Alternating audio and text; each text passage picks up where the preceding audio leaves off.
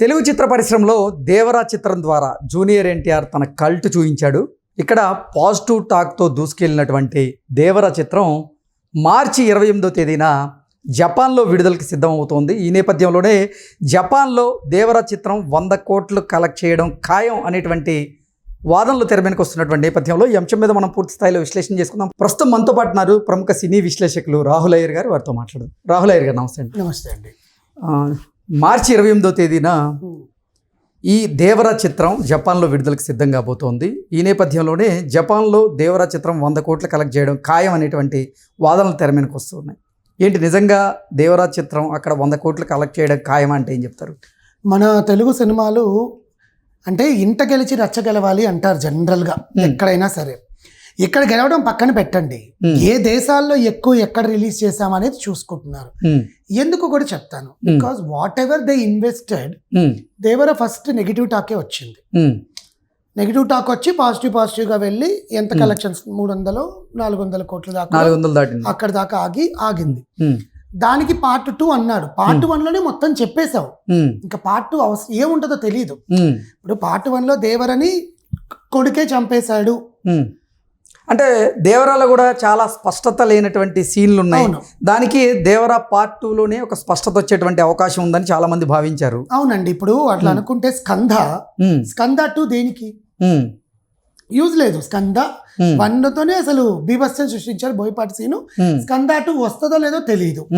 అలాగే దేవరా తర్వాత దేవరా 2 వెంటనే రిలీజ్ చేయాలి. ఎందుకంటే ఎన్టీఆర్ ఆ గెటప్ లో ఉన్నప్పుడే ఆ షూటింగ్ అంతా కంప్లీట్ చేసుకోవాలి. లేదా ఆల్రెడీ కంప్లీట్ చేసేసుకున్నారా మనకు తెలియదు, ఇన్ఫర్మేషన్ అయితే లేదు.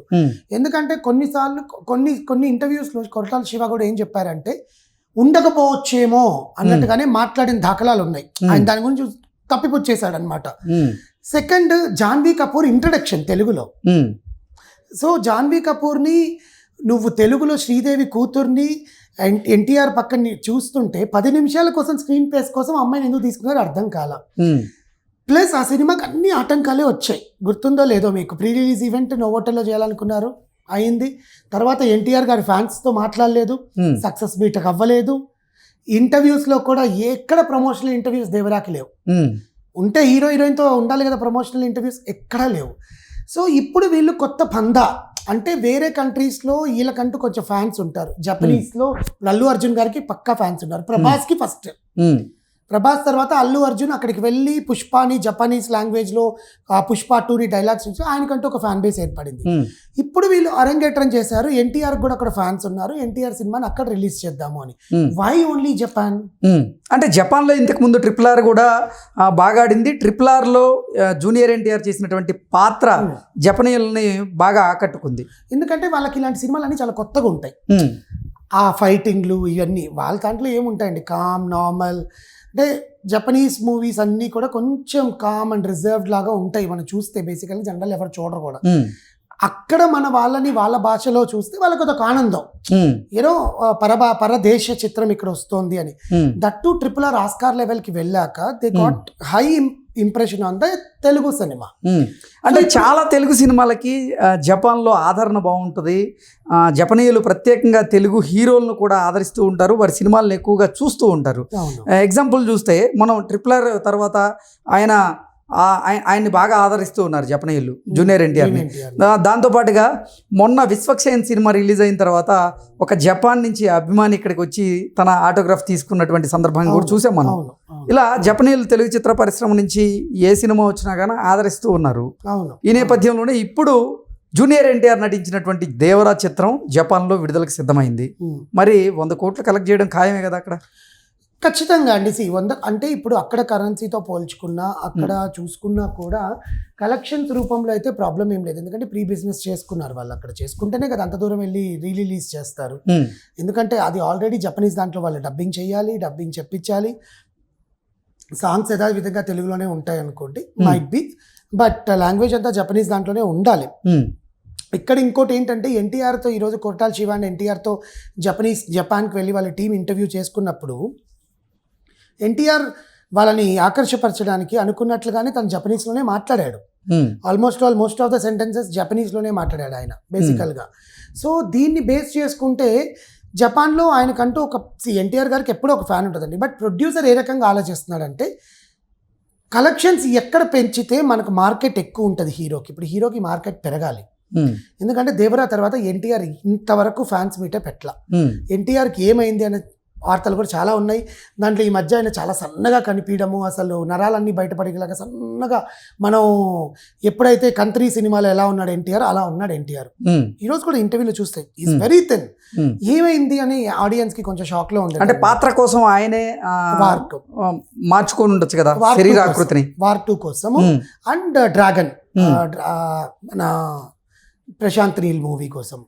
సో ఈ పరంగా ఎన్టీఆర్కి అనేది మార్కెట్ని ఇంకా డెవలప్ చేయాలి ఈ పందాలో చూస్తే. ఇప్పుడు ఎందుకంటే అల్లు అర్జున్, రామ్ చరణ్, ప్రభాస్, ఎన్టీఆర్, మహేష్ వీళ్ళే ఉండే దాంట్లో. మిగతా వాళ్ళందరూ నితిన్, రామ్, శర్వానంద్, నాగశౌర్య అండ్ శ్రీ విష్ణు వీళ్ళంతా ఇంకో కేటగిరీలో వస్తారు. కానీ ఆ పైన నలుగురు తర్వాత ఈ 5 మంది ప్రభాస్, మహేష్, ఎన్టీఆర్, రామ్ చరణ్ అండ్ బన్నీ. దీంట్లో ఆల్రెడీ బన్నీకి ప్రపంచవ్యాప్తంగా ఫ్యాన్స్ ఉన్నారు. ప్రభాస్కి వరల్డ్ స్టార్. ఇంకుండేది రామ్ చరణ్, ఎన్టీఆర్. రామ్ చరణ్కి గ్లోబల్ స్టార్ అని పెట్టుకున్న ఆయనకి ఏం ఉపయోగం లేకుండా పోయింది due to the disaster of Game Changer. తర్వాత ఆ పెద్ది అని తీస్తున్నాడు ఆయన. ఆ పెద్దితో ఏమవుతాడో మనకు తెలియదు. ఇంకుండేది ఎన్టీఆర్, మహేష్ ఆల్రెడీ వరల్డ్ స్టార్లో పోతున్నారు. ఆ వరల్డ్ రాజమౌళి గారితో ఇంకా ఆయన ప్రపంచాన్ని ఏలేసి వస్తాడు 2029కి. అప్పటిదాకా ఆయన పార్క్ చేయండి కాసేపు పార్కింగ్. ఆయన రాడు ఇప్పుడే. ఉండేది ఎన్టీఆర్ ఒక్కడే. సో ఈయనకి ఇప్పుడు మార్కెట్ డెవలప్ చేయాలి. సో డెవలప్ చేయాలంటే ఆయన RRR తర్వాత మళ్ళీ రిలీజ్ చేయడం అంటే ఆల్రెడీ డెవలప్డ్ స్టార్ ని ఇంకొంచెం మార్కెట్ బూస్టింగ్ కోసం దేవరాని అక్కడ రిలీజ్ చేస్తున్నారు. 100 కోట్లు గణిస్తుందా, 40 కోట్లు గణిస్తుందా, 200 గణిస్తుందా అని పక్కన పెడితే సెప్టెంబర్ రిలీజ్ అయిన దేవరా మళ్ళీ ఇప్పుడు మార్చిలో రిలీజ్ అవుతుంది అక్కడ. బట్ దట్టు వాళ్ళ సన్నాహాలు, వాళ్ళ ప్లానింగ్స్ ఉంటాయి. ఖచ్చితంగా బ్లాక్ బస్టర్ అవుతుంది. ఖచ్చితంగా దే విల్ గెట్ కలెక్షన్స్. మీరు అనుకున్నట్టు 100 కోట్ల దాకా వెళ్ళొచ్చేమో. వెళ్తే మంచిదే. ఒక తెలుగు సినిమాని అక్కడ ఆదరించడం, మన వాళ్ళు ఆదరించాలండి. మనల్ని ఎక్కడైనా ఆదరిస్తారు, మన వాళ్ళు ఆదరిస్తే చాలు. దేవరాకి అసలు జపాన్లో ప్రీ బిజినెస్ ఎలా ఉంది? ప్రీ బిజినెస్ 48 కోట్లు అని అన్నారు బేసికల్గా. అది లెక్కలు వాళ్ళు ఇంకా చెప్పలేదు బేసికల్లీ. కొరటాల శివ రిలీజ్ చేయడానికి రీజన్ ఏంటంటే ఎన్టీఆర్ గారికి ఇక్కడ చాలా ఫ్యాన్ బేస్ ఉంది. దట్టు ఆ నేటివిటీలో వాళ్ళు ఏదైతే తీసారో అదంతా వాళ్ళకి కొంచెం బాగుంటుంది. ఎర్ర సముద్రం నచ్చిందంటారా? ఆ ఎర్ర సముద్రము, ఆ అమ్మవారి జాతర, చుట్టమల్లే సాంగ్, అక్కడ కూడా చాలా మంది డాన్స్లు వేశారు రీల్స్ చేసి. People will like that kind of movies అన్న వాళ్ళకి ఒక ఇంట్రెస్ట్. వాళ్ళు రిపీటెడ్ గా చూస్తారు. మనమైతే ఒకసారి చూసేస్తాము, తర్వాత ఓటీటీలోకి వస్తుంది చూద్దాం అనుకుంటాము. అక్కడ వాళ్ళు అలా కాదు, రిపీటెడ్ గా పోతారు అనమాట. వాళ్ళకి అదొక ఎంటర్టైన్మెంట్. వేరే దేశం చిత్రం వస్తే ఇప్పుడు మనము English movies habit, lord of rings, ఇప్పుడు గేమ్ ఆఫ్ థ్రోన్స్, ఇవన్నీ మనం రిపీటెడ్ గా చూస్తాం కదా. మనకి నచ్చిన రిపీటెడ్ గా చూస్తాం. అది ఎందుకంటే దాంట్లో అవి ఉంటాయి అనమాట. అలా మన తెలుగు సినిమాని కూడా అక్కడ రిపీటెడ్ గా చూస్తారు. సో కలెక్షన్స్ పరంగా కాకుండా ఎన్టీఆర్ గారికి ఉండే మార్కెట్ కి ఇంకొంచెం బూస్టప్ అవుతుంది. ఓకే అండి, థ్యాంక్ యూ సో మచ్.